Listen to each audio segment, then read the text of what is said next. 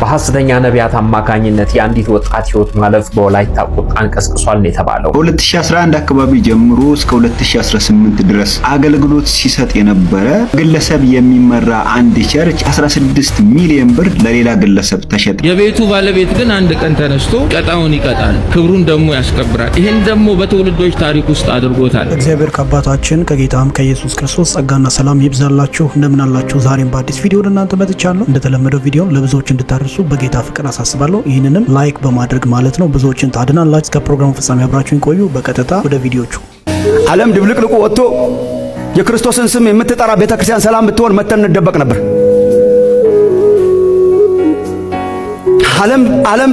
ዓለም ተበላሽቶ ቤቱ ንጹህ ቢሆን መተን እንጠለል ነበር። የዓለም ጣራው አፍስሶ የቤተክርስቲያን ጣራ ሰላም ቢሆን ዝናብ እንዳይመታን መተን እንጠለል ነበር።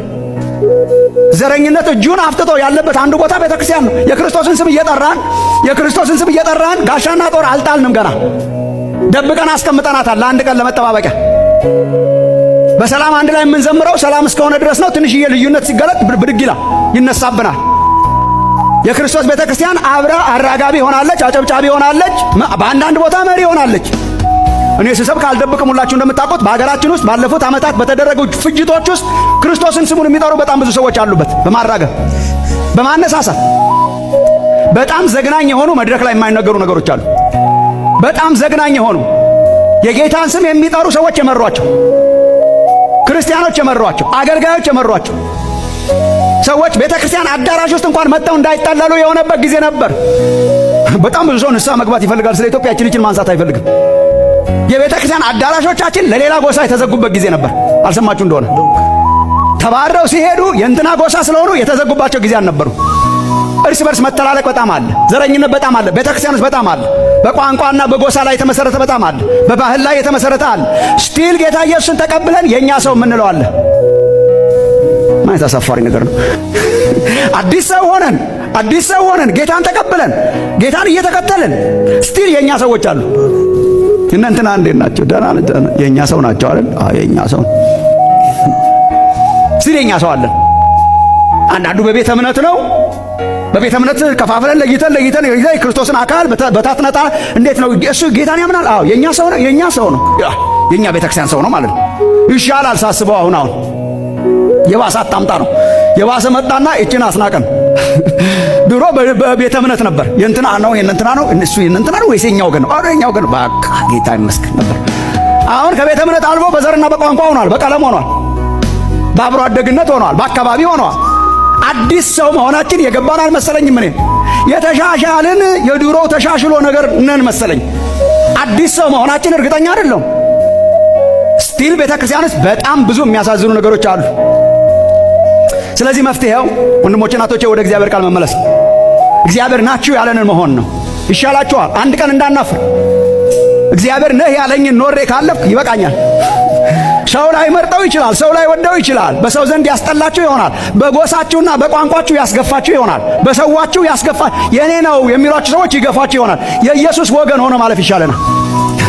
ከሱ ጋር ወግነን የእግዚአብሔር ቃል ናችሁ የሚለንን ሆነን እግዚአብሔር ቃል ናችሁ የሚላንን ሆነን ለፈውስ ሆነን ለታምራት ሆነን ማሰብ ትችላላችሁ። መጠለያ ብትሆን ቤተክርስቲያን የተንገላታ መጥቶ የሚያርፍባት፣ የተገፋ መጥቶ የሚያርፍባት፣ ፍቅር የሚያገኝባት፣ ቋንቋው ሳይጠቀስ ቀለሙ ሳይጠቀስ የት ነበርክ ሳይጠቀስ አስተዳደጉ ሳይጠቀስ ቀለሙ ሳይጠቀስ የሚታቀፍባት፣ ወንድሜ የሚባልባት፣ አዲስ ሰው የሚባልባት።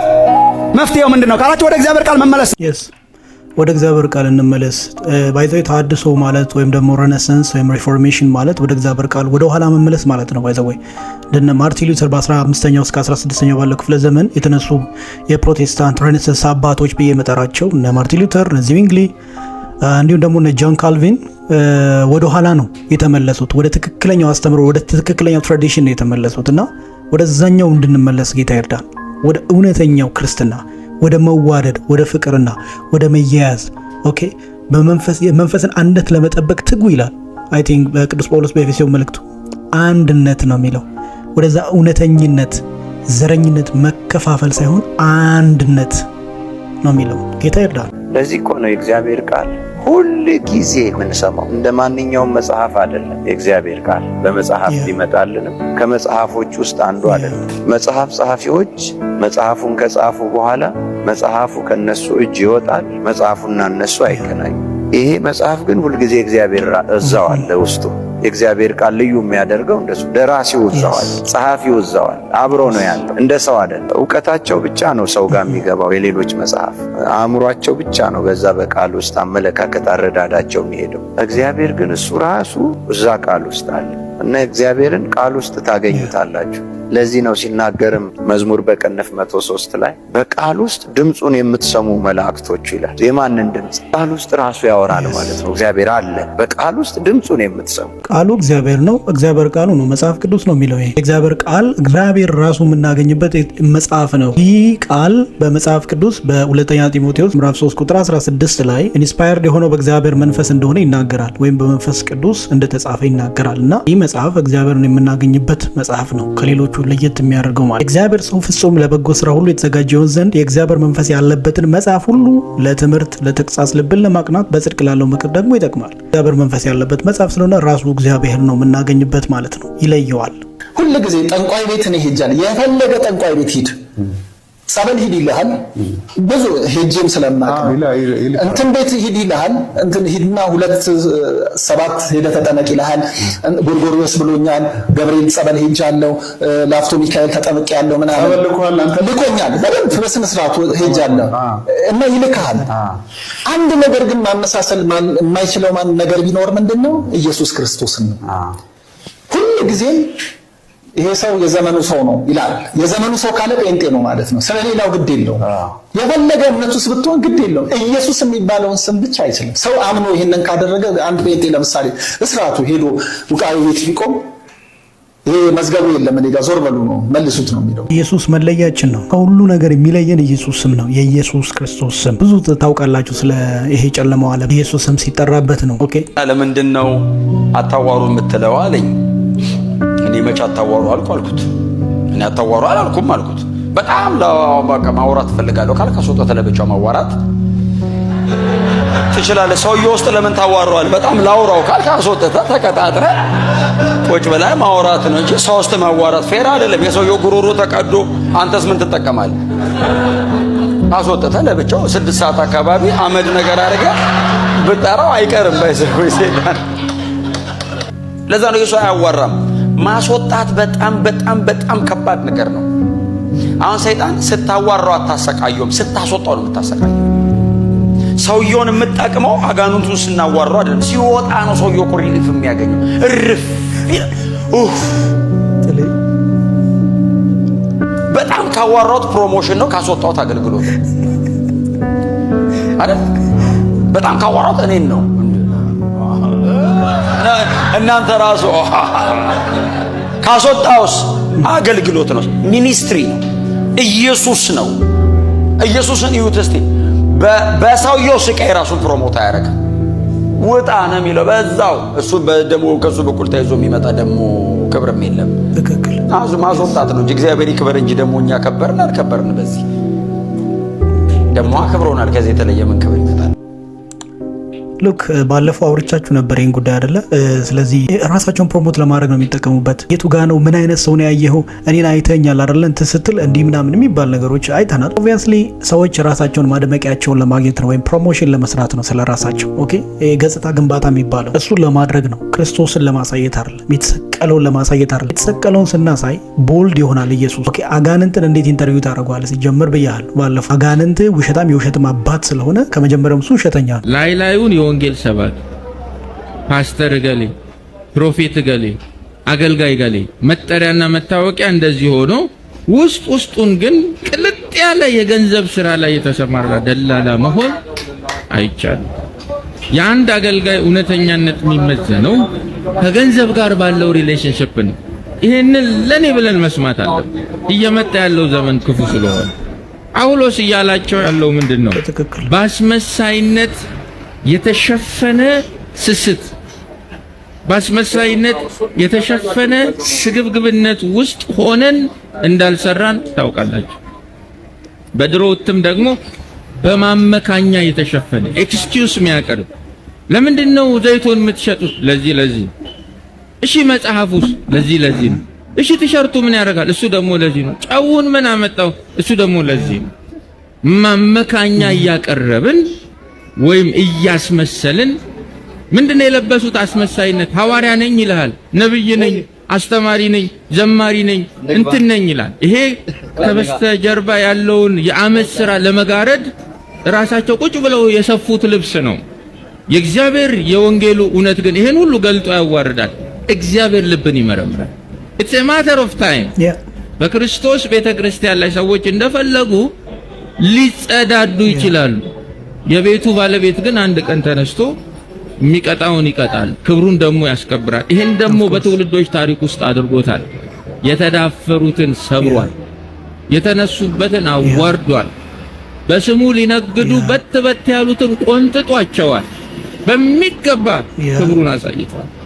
እግዚአብሔር ተዋጊ ነው፣ ስሙም እግዚአብሔር ነው እንዳይረሳ። አይ ቲንክ በዘጸአት መጽሐፍ ምዕራፍ 15 ማርያምና ሙሴ ይህንን ሲዘምሩ እንመለከታለን። እግዚአብሔር ተዋጊ ነው፣ ስሙም እግዚአብሔር ነው። ስሙን ያስከብራል። እግዚአብሔር በጊዜውና በወቅቱ ይዋጋል ስለ ስሙ። ግን እስከዛው ደግሞ እኛ ትውልድ እናነቃለን። ስራችን ትውልድ የማንቃት ስለሆነ ይህም ትልቅ አገልግሎት ነው። ለኔ ትልቅ አገልግሎት ብዬ የምለው ትውልድን ከጨለማ ዓለም መታደግ በወንጌል ከዛ ደግሞ ትውልድን ለእግዚአብሔር መንግስት ማብቃት ስለሆነ ከተኩላዎች ደግሞ መጠበቅ ማለት ይሄ ትክክለኛው አገልግሎት ነው። ጥቤ እንግዲህ ይህንን መልእክት ያስተላልፍልናል። እዚህ ራሳቸውን እኔ እና እግዚአብሔር አንድ ነን፣ ባለፈው አይታችኋል ኃይሉ ዮሐንስ፣ እኔና አብ አንድ ነን፣ እኔና መንፈስ ቅዱስ አንድ ነን፣ እኔና ኢየሱስ ወልድ አንድ ነን ብሎ ሲናገር ቪዲዮ አሳይቻችኋለሁ። መለኮት ነኝ ማለት ነው። ባይዘው እኔና ኢየሱስ አንድ ነን ወይም እኔና አብ አንድ ነን ማለት። ምክንያቱም ኢየሱስ ክሌም ያደረገው እኔና አብ አንድ ነን ሲል በመለኮት ነው፣ በባህሪ ስለሆነ እኛ ደግሞ ከእግዚአብሔር ጋር አንድ ባህሪ አይኖረን። ፍጹም አምላክ መሆን አንችልም፣ እኛ ፍጹም ሰው መሆን አንችልም። ቶታሊ ሁለቱንም ባህሪ አንላበስም። ሰው ብቻ ነን እኛ። ሰው ለዚህ መልእክት እንዲሆን ይኸው ጥቤ ይሄንን ይለናል። ማሳሰቢያ ቃሉን ለረጅም ጊዜ ከሰማነውና ከተገበርነው እንደ እግዚአብሔር እንሆናለን የሚል ትምህርት አለ። መቼም ቢሆን በሉት አጠገባቸው ያለው ተፈጣሪ ፈጣሪ ሊሆን አይችልም። መቼም ሆኖም አያውቅም እንጂ አሜን። መቼም ይኸውልህ የእግዚአብሔርን ቃል ለሕይወታችን እንዲሆን ስናስተምር አለ ዘንዶ አለ ቁጭ ብሎ ቃል የሚያጥፍ ገብቷል። የዲያብሎስ ስፒሪት ያለበት ትዕቢት ያለበት መለኮት ትሆናለህ ይላል። እንደ እግዚአብሔር ትሆናለህ። መቼም አትሆን ነው። ቃሉን እየተገበር ነው ከሄድ ግን በዚህ ሰውነት የእግዚአብሔር የመለኮት ባህሪ መገለጥ ይጀምራል። ፍቅር መገለጥ ይጀምራል። ይቅርታ መገለጥ ይጀምራል። ለሰው ማዘን መገለጥ ይጀምራል። ዮሐንስ ወንጌል ምዕራፍ 10 ቁጥር 35 ላይ መጽሐፉ ሊሻር አይቻልምና ይላል። እስኪ መጽሐፉ አይሻርም በሉ። መጽሐፉ ሊሻር አይቻልምና የእግዚአብሔር ቃል ማን ነው? ኢየሱስ ነው። መጽሐፉ ሊሻር አይችልምና ለዚህ ሁለት ጥቅስ ልውሰድላችሁ። ዮሐንስ ወንጌል ምዕራፍ 1 ቁጥር 1 ላይ በመጀመሪያ ቃል ነበረ፣ ቃልም በእግዚአብሔር ዘንድ ነበረ፣ ቃልም እግዚአብሔር። እኛ እንደ አብ መሆን አንችልም። ኦኬ፣ እኛ እንደ መንፈስ ቅዱስ መሆን አንችልም። እኛ እንደ ወልድ መሆን አንችልም። እኛ መሆን የምንችለው ሰው ብቻ ነው። ከዛ የእግዚአብሔርን ባህሪ ደግሞ ተካፋዮች ነን በክርስቶስ ኢየሱስ። የእግዚአብሔርም ወራሽ ነን። ጭራሽ ግን የእግዚአብሔር አይነት አይደለን። የእግዚአብሔር አይነት ለመሆን ጋድ አምላክ መሆን ይጠበቅብናል። ክርስቶስ የእግዚአብሔር አይነት ስለሆነ ነው። የእግዚአብሔር ባህሪ ሼር ስላደረገ ነው። ሆሞሺያስ የሆነ ሰብስታንስ ስላለው ከእግዚአብሔር አብ ጋር እኔና አብ አንድ ነን ያለው ማለት ነው። ስለዚህ ከመለኮት ጋር ራሳችን የምናወዳደር ከሆነ ከአጋንንት የተማርን ነው የምንሆነው፣ ከመጽሐፍ ቅዱስ አይደለም። ዛሬ በጠዋቱ ሀገር ሰላም ብዬ ማህበራዊ ሚዲያ ላይ እስቲ ምን አዲስ ነገር አለ ብዬ ፌስቡክ መክፈት ልክ ስከፍት አንድ አስገራሚ ዜና ነበርኩ። ይህም ዜና ምንድነው? ከ2011 አካባቢ ጀምሮ እስከ 2018 ድረስ አገልግሎት ሲሰጥ የነበረ በግለሰብ የሚመራ አንድ ቸርች 16 ሚሊዮን ብር ለሌላ ግለሰብ ተሸጠ የሚል ዜና ነበርኩ። ዲቴይሉን ሳየው ምንድነው ከ2011 ጀምሮ ሰዎች ይገለገሉበት ነበረ፣ ህብረት ያደርጉበት ነበረ። የቸርቹ ባለቤት ግን ህዝብ አልነበረም፣ የግል ሶኮልድ ባለራይና መስራች ነበረው። ይሄ ባለራይና መስራች ያንን ቤተክርስቲያን 16 ሚሊዮን ብር ለግለሰብ ሽጦት ላጠለ። ከዛ በኋላ ያንን ቦታ የገዛው ዶክተር ስለሆነ አዳራሹን በምትመለከቱት መልኩ አፍርሶ አሁን ክሊኒክ እየገነባበት ነው የሚል ዜና ነበብኩና ባለፈው ከአያት 49 ኮንዶሚኒየም ጉዳይ ጋር በተያያዘ አንድ ቪዲዮ ሰርቼ ነበረ። ከዛ ቪዲዮ ጋር በተያያዘ አንዳንድ አክራሪ ጴንጤዎች በውስጥ መስመር የጻፋችሁልኝ አንዳንድ ነገር ነበረ። ቤተክርስቲያን ሲፈርስ ደስ ይላል ወይ ምናምን ያላችሁ ጉዳይ ነበር። እኔ እዚች ምድር ላይ ቤተክርስቲያን መስራችና ባለራዕይዋ ኢየሱስ ክርስቶስ ነው ብዬ ነው ማምነው። ከዛ ውጪ በግለሰብ የምትመሰረትም እንደ ሱቅ የምትከፈትም ቤተክርስቲያን አለች ብዬ አላምንም። አያት 49ም የመሬት ወረራ ያደረገው አንድ ቆዳው የጠበበው ከዚህ በፊት ዲቫይን ሾው ላይ ቀርቦ ሶፎንያስ ጋር ቀርቦ ያየነው ፕላስ ደግሞ ሃፒ በርዝዴይ ቱ ጂሰስ ክራይስት እያለ ኢየሱስ ክርስቶስ ላይ የሚቀልድ አንድ ወንበዴ ሰው ነው የመሬት ወረራ ያደረገው። ካውንስሉም እዛ ጋር ተንጋግቶ መጥቶ መግለጫ ማውጣቱና አላስፈላጊ አንዳንድ ቃላቶችን መናገሩ እኔ እስካሁን ሊዋጥልኝ አልቻለም። እንደዚህ አይነት ሰዎች ሃይማኖትንም አይወክሉም። ፕላስ ደግሞ ነገሮች ከተመቻቹላቸው ወይ ደግሞ ነገሮች ጥሩ ካልሆኑላቸው እንደምታዩት በምታዩት መልኩ ቦታውን ለግለሰብ ጆሮ ግንዱን ብለው የፈለጉበት ቦታ የሚሄዱ ለመንጋው የማያዝኑ ጨካኝ እረኞች ስለሆኑ እንደዚህ አይነት ሰዎች ጋር ምንም ህብረት የለኝም። በጣም ልጥጥ የሆኑ አሉ፣ አሁን በዚህ ሰዓት ባለሀብት የሆኑ አሉ፣ ቢሊዮነር የሆኑ አሉ። እነሱንም ጨምሮ ነው እያልኳችሁ ያለው። ትልቅ ቸርች ስለገነባ ብዙ ህዝብ መጥቶ እሱ ጋር ስለሚገለገል እቺን ታክል ላከብረው አልችልም። የቸርች ባለራዕይና መስራች ኢየሱስ ክርስቶስ ብቻ ነው። ከዛ ውጪ የዚች ቤተክርስቲያን ባለራዕይና መስራች እኔ ነኝ፣ እኔ ሐዋርያ ነኝ፣ እኔ ነብይ ነኝ ለሚል ቆዳው ለጠበበው እቺን ታክል ክብር የለኝም። አንዳንዶች ሐዋርያ ነን ብለው ራሳቸውን ሰይመዋል። ግን መጽሐፍ ቅዱስ ላይ ካሉት ከሐዋርያቱ አንጻር ህይወታቸው ሲለካ እነዛ ስለ ኢየሱስ ክርስቶስ ሲሉ ሸንጎ ፊት ቆመዋል። ብዙ መሰደብ፣ ንቀት፣ ግርፋት እስከ ግድያ ድረስ ተዘግዝቆ እስከ መሰቀል ድረስ መስዋዕትነት ከፍለዋል። አሁን ያሉት ሶኮልድ ሐዋርያት ደግሞ አንድ ሰው በመጥፎ ቃላት ተናገረኝ ብለው ሰውን በሸንጎ ለፍርድ የሚያቆሙ ጨካኝ አውሬ አረመኔዎች ናቸው። አሁን እነሱን ነካህ ብላችሁ በውስጥም የላካችሁልኝ ኮሜንት ላይ የሚሰደባችሁኝ ሰዎች ትንሽም ሆኑ ትልቅ አዳራሽ ኖራቸውም ትንሽ አዳራሽ ሸራም ወጥሮ አገለገለ፣ ስቴዲየም ላይ አገለገለ፣ ለነሱ እቺን ታክል ቅንጣት ታክል ክብር የለኝም። እውነቴን ነው የምነግራችሁ። የኔ እዚህ ላይ ያለኝ አቋም ይሄ ነው። አንድ ቀን ሁኔታው ሲመቻችላቸው ወይም ደግሞ ሁኔታው ሲከፋባቸው በዚህ መልኩ አዳራሻቸውንና አዳራሽ የሰሩበትን ቦታ ሽጠው ምዕመኑን ወይም ደግሞ መንጋውን በትነው የሚሸሹ ጨካኝ አውሬዎች ናቸው። ስለዚህ በእንደዚህ አይነት ጨካኝ አውሬዎች የምትነዱ መንጋዎች እባካችሁ ራሳችሁን ታደጉ ልላችሁ ነው። ይመቻችሁ። መልካም ቀን። መልእክት ነው ያስተላለፍከው። ያው የሚቀጥለው የሚያወራው ያወራል፣ እኛ እንቀጥላለን፣ እንሰራለን ማለት ነው። በዚህ መልኩ እንገልጣለን። ልክ ቸርች እንደዚህ የቀለለበት ዘመን ማለት ነው። ቤተክርስቲያን እኔ ቤተክርስቲያን ብዬ የምጠራቸው ኦኬ ሰባቱን አብያተ ክርስቲያናት በደንብ አድርጌ ቤተክርስቲያን ብዬ ጠራቸዋለሁ። ከዛ ውጪ ያሉት ቤተክርስቲያናት የሆነ ሰው ስለተገነቡ ቤተክርስቲያን አይደሉም። ኦኬ የምዕመናን መሰባሰቢያ አይደሉም። አክቹአሊ ቤተክርስቲያን እኛ ነን፣ የእግዚአብሔር ቤተ መቅደሶች እኛ ነን በትክክለኛው የክርስቲያን ትምህርት። ነገር ግን ቤተክርስቲያን ካለን ደግሞ ትክክለኛው ቤተክርስቲያን በነ ሉተራን አይታችኋል። የሉተራን ቤተክርስቲያን መካነ ኢየሱስ በጣም ነው የምታምረው። ትክክለኛ ቤተክርስቲያን መዓዛ አለው። በውጭ ዓለም ላይ አንግሊካን፣ ፓብሊካን የሚባሉ አንግሊካን፣ ፕሬስቢቴሪያን የሚባሉ ቸርቾች አሉ እና እነሱ ስትመለከቱ ትክክለኛው የቤተክርስቲያን ቅርጽ ይመጣባቸዋል። እነዚህን ግን ሳይ ምንም ቸርች አይታየኝም። አሁን የምናየው ቪዲዮ እንግዲህ በጣም አስደንጋጭ አስፈሪም ነው። ባለፈውም አይታችኋል። እንግዲህ መሰረት ታዬ የሚባለው ግለሰብ ሐዋርያ ነኝ ማነው ነብይ ነኝ የሚል ግለሰብ ሁለት ሰው በተደጋጋሚ ሁኔታ ገሏል ማለት ነው። ገሏል በእጁ ነው የሞቱት። ምክንያቱም 20 ኪሎ ጨምሬልሻለሁ ብሎ ሳምንት አልቆየችም ያቺ ዘማሪያው እሱ ጋር የምታገለግል። ከዛ በፊት ደግሞ ከዛ በኋላ ደግሞ መጨረሻ ላይ አንድ ወንድም ድናል ከኦክሲጅን አውጣ ምናምን ብሎት ሞተ። አይታችኋል። ቪዲዮንም ሰርቼበታለሁ። አሁን ደግሞ የምናየው ወላይታ አካባቢ መድኃኒሽን ጣይ ብለው የገደሏትን እህት ነው። እስኪ ቪዲዮን እንመልከት። በሐሰተኛ ነቢያት አማካኝነት የአንዲት ወጣት ህይወት ማለፍ በወላይታ ቁጣን ቀስቅሷል ነው የተባለው። ለብዙዎች እንዲደርስ ሼርና ኮፒ ሊንክ አድርጉ። የምትመለከቷት እህታችን እንግዲህ በወላይታ ቦዲቲ አካባቢ ኗሪ ናት።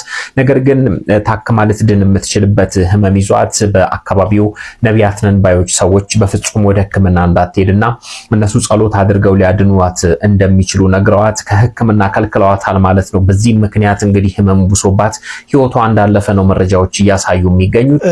በግልጽ ይሄ መረጃ ውሸት ነው ለሚሉ ሰዎች ደግሞ ከራሳቸው ድረገጽ ወላይታ ሚዲያ ነው የሚባለው አይ ቲንክ እዛ ላይ አግኝቼዋለሁ መረጃውን። ምንድነው የሚለው በግልጽ ሁኔታ ያው ማንበብ ትችላላችሁ። አይ ቲንክ ከሰዓትም አንፃር የት ነው ሚዲያው መሰላችሁ? WT ሚዲያ የሚባል ነው። በወላይታ ቦዲቲ በሐሰተኛ ነቢያት ምክንያት የአንዲት ወጣትን ህይወት ማለፍ ከባድ ቁጭትን ፈጠረ የሚል ርዕስ አለው። ሙሉን መመልከት ትችላላችሁ ያው ማንበብ ጊዜ እንትን ስለሚል ማለት ነው። ስለዚህ እውነታውን ለማረጋገጥ ነው ይሄንን ያነበብኩላችሁ። በዚህ መልኩ የሰው ልጆች ህይወት ያልፋል ማለት ነው። እረኛ እየጠፋ ነው፣ መንጋው እየተበተነ ነው ማለት ነው። እንደ ቀልድ እየተቀጠፈን የሰው ነፍስ መድኃኒት ተው በሚል ምክንያት ማለት ነው። ያሳዝናል ወገኖች። ዝም እየተባሉ ወዴት እንደሚሄዱ ይኸው ማየት ይቻላል በበቂ ሁኔታ። እስኪ በዚሁን አስተካከን የሆነ መልእክት አስተላልፈን ፕሮግራማችንን እንፈጽማለን። ፓስተሮች፣ ነቢያት፣ አገልጋዮች፣ ቤተክርስቲያን እረኞች ወዮላችሁ ይላል የሰራዊት ጌታ እግዚአብሔር። ወዮላችሁ መንጋውን እንደሚገባ የማታሰማሩ፣ በትውልዱ የማትራሩ፣ ጮማውን የምትበሉ፣ ዋናውን የምትበሉ፣ ነገር ግን ትውልዱን የረሳችሁ እረኞች ሰራዊት ጌታ እግዚአብሔር ይህንን ቃል ይናገረኛል። ሕዝቅኤል 34 የእግዚአብሔር ቃል እንዲህ ሲል ወደ እኔ መጣ ይላል። የሰው ልጅ ሆይ ትንቢትን ተናገር፣ እስራኤል እረኞች ላይ ትንቢትን ተናገር። እረኞችን እንዲህ በላቸው ጌታ እግዚአብሔር እንዲህ ይላል፣ ራሳቸውን ለሚያሰማሩ ለእስራኤል እረኞች ወዮላችሁ ይላል የሰራዊት ጌታ እግዚአብሔር። እረኞች በጎችን ያሰማሩ ዘንድ አይገባምን? ይገባል፣ ነገር ግን እያሰማሩ አይደለም። ቁጥር 3 ላይ ጮማውን ትበላላችሁ፣ ጠጉሩንም ትለብሳላችሁ፣ የወፈሩትን ታርዳላችሁ፣ በጎቹን ግን አታሰማሩም እያለ እግዚአብሔር በጣም የቁጣን ቃል ይናገራል። በዚህ ዘመን ያለች ቤተክርስቲያን ትውልድ ከቤተክርስቲያን ወደ ዓለም ወደ ወደ ተለያየ ነገር የመውጣቱ ምክንያት የቤተ ክርስቲያን እረኞች የእናቶች የአባቶች የወላጆች መተኛትና ማንቀላፋት ነው። እግዚአብሔር እንደዚህ ይላችኋል፣ ተመለሱ፣ ተመለሱ፣ ለእረኛውና ለመንጋው ለበጎቹ እድል ፋንታ ስጡ፣ የጠፉትን ፈልጉ፣ የወደቁትን አንሱ፣ ያዘኑትን አጽናኑ ይላል የሰራዊት ጌታ እግዚአብሔር። እንግዲህ እንደሰማችሁት ነው። ይህንን መልእክት ለብዙዎች እንድታደርሱ በጌታ ፍቅር አሁንም አሳስባለሁ። አንድ ላይክ ብዙዎችን ማዳን ስለሆነ ማለት ነው። ፕሮግራሙ እንደተመለከታችሁት ነው። አይ ቲንክ ቁጭት የፈጠረባችሁ ይመስለኛል አንዳንዶቻችሁ። ሀሳባችሁን ኮሜንት ላይ በስርዓትና በአግባቡ ብታስቀምጡ ደስ ይለኛል። በሌላ ፕሮግራም እንዲሁ እንገናኛለን። የጌታ ጸጋና መንፈስ ከሁላችሁ ጋር ይሁን። ሰላም ሁኑ።